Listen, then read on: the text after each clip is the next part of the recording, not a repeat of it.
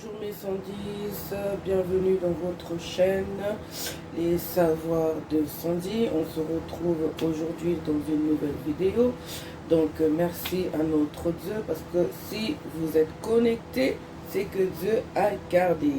Alors j'espère que vous êtes en paix là où vous vous trouvez. Moi ça va malgré que j'ai un peu mal à la gorge. Donc nous sommes venus aujourd'hui pour vous présenter la recette de la quiche. Quiche Lorraine au lardon pomme de terre.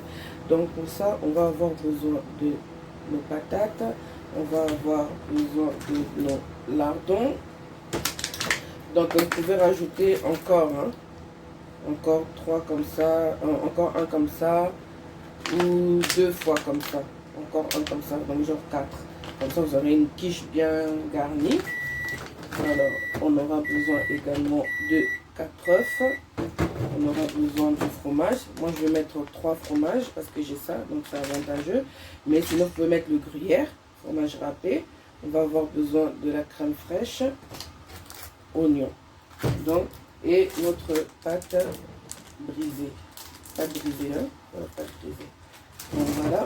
Donc on va mettre ça à notre appareil. On va monter notre appareil. Et entre temps on va couper nos pommes de terre. Donc on va commencer par couper nos pommes de terre ainsi que nos oignons et on va revenir pour voir comment on va monter l'appareil et procéder à la cuisson. A tout de suite. Donc voilà, de retour mes 110. Donc là vous voyez j'ai mis mes œufs,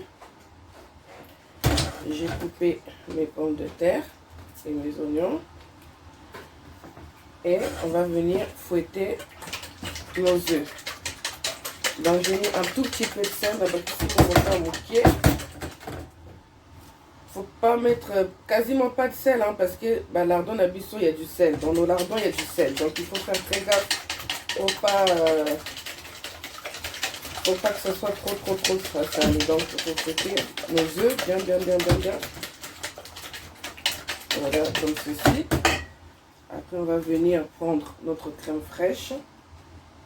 On va mettre 1, 2, 3, 4. On va mettre 4 cuillères à soupe. Et moi, je vais venir couper un peu, comme j'ai un peu de crème liquide, je vais venir couper avec ça. Voilà. Donc, on bâtit ça. Un peu de poivre et un peu de muscade. Alors, ça va pas.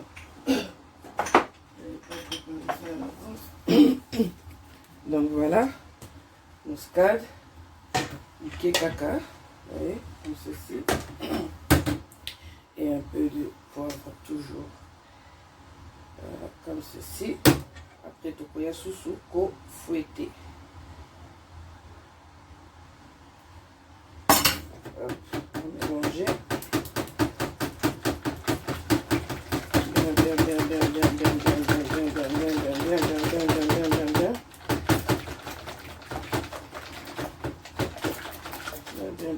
Bien. Donc, je vais finir la crème ici. Voyez, on avait juste un peu. Donc voilà, appareil na buisson. Voilà, chicken pandi. Maintenant, on va procéder à la cuisson. Donc voilà, de retour mes 110. Donc on a au préalablement chauffé notre poêle. On va verser nos lardons. En fait, moi je procède comme ça parce que là encore j'ai des lardons qui sont pas très gras. Mais des fois on achète des lardons qui sont très gras. Donc pour retirer l'huile, pour retirer l'huile de lardon, pour pas qu'il y en ait plein dans votre quiche, donc je préfère le faire cuire avant.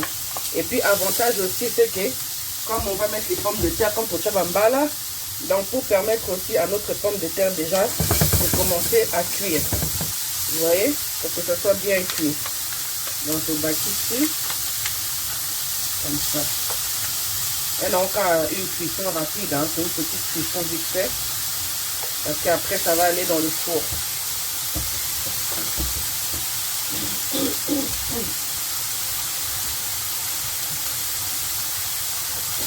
Voilà, c'est nos oignons.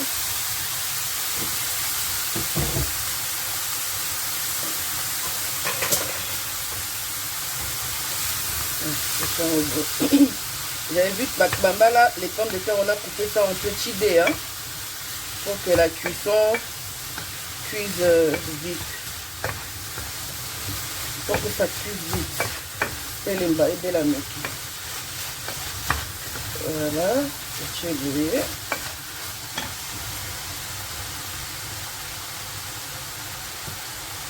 Pichofandi et bon du Sénayo.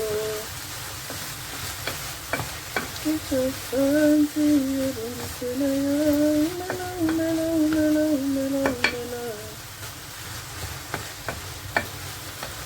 Donc comme ça, 5 minutes, hein. D'accord, mes 110. Un petit 5 minutes et c'est tout. Voilà.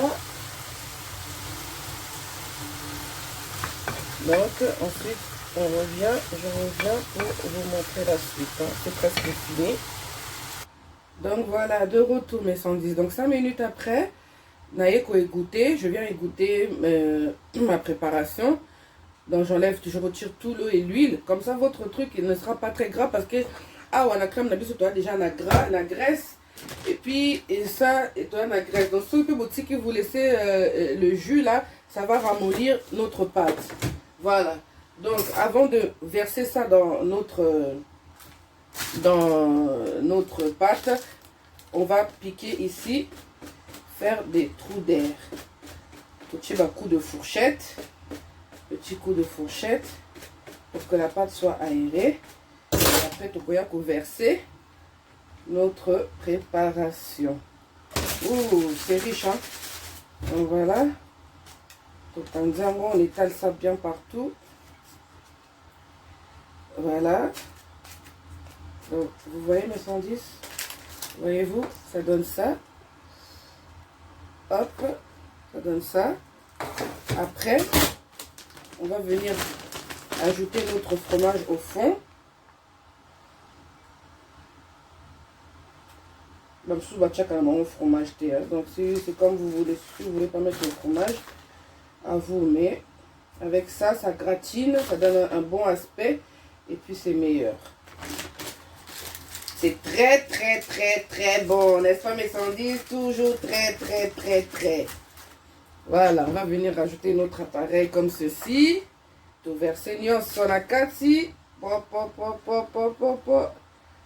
Ouh, ça va être bien gonflé ça.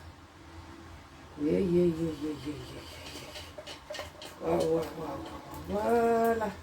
Comme ça mes 110. Comme ça. Oui. Comme ça.